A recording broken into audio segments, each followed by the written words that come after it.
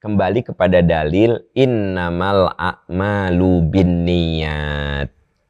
Anda datang ke masjid, Masjidil Haramnya udah ditutup.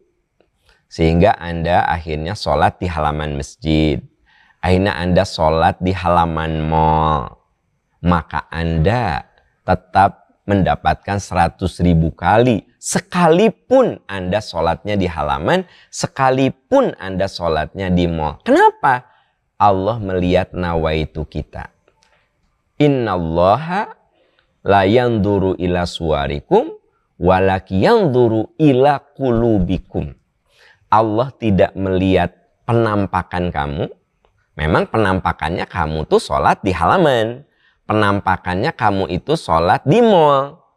Walaki yanzuru ila qulubikum. Allah lihat hati kamu. Banyak jamaah yang tergopoh-gopoh ya.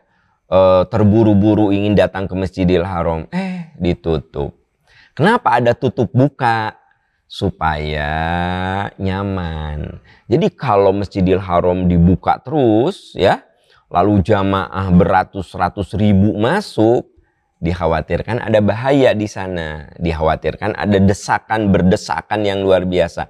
Makanya di sana diatur. Ada saat ditutup ya gitu. Gimana Ustadz? Ya udah sholat aja di tempat di mana memungkinkan. Anda bisanya di halaman. Halaman juga penuh.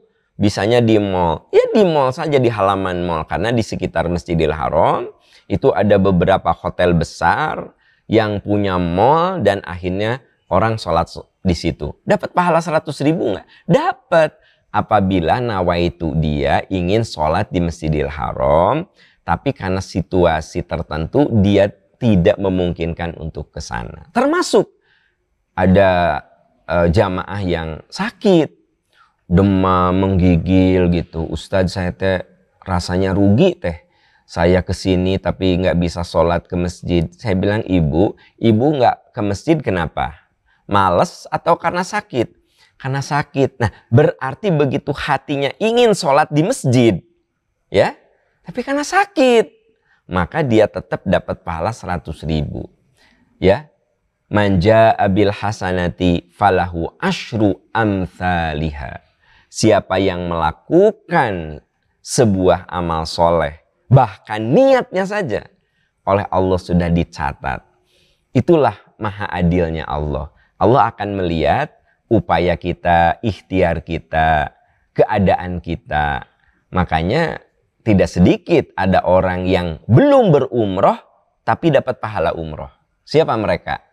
Mereka yang hatinya menjerit ingin umroh tetapi rezekinya belum ada. Maka dia sesungguhnya kalau meninggal sudah mendapatkan pahala itu. Kita tahu kan yang namanya haji itu rukun Islam. Ya, gimana orang yang meninggal belum haji? Padahal rukun tiang itu belum terlaksana. Maka semua orang Islam harus yakin bahwa haji itu merupakan rukun. Hatinya harus terbersit. Aku pengen haji. Tapi kalau kemudian sampai meninggal, sampai wafat, dia tidak berhaji, maka itu gugur kewajiban hajinya. Gitu ya. Itulah saudara-saudaraku tercinta, indahnya ajaran agama kita. Semua mendapatkan bagian yang sama, selama kita punya niat, kita punya ilmu untuk itu. Makanya disinilah perlunya kita belajar lagi, ya. Dan jangan bosan untuk datang ke pengajian, ibu-ibu ya, gitu.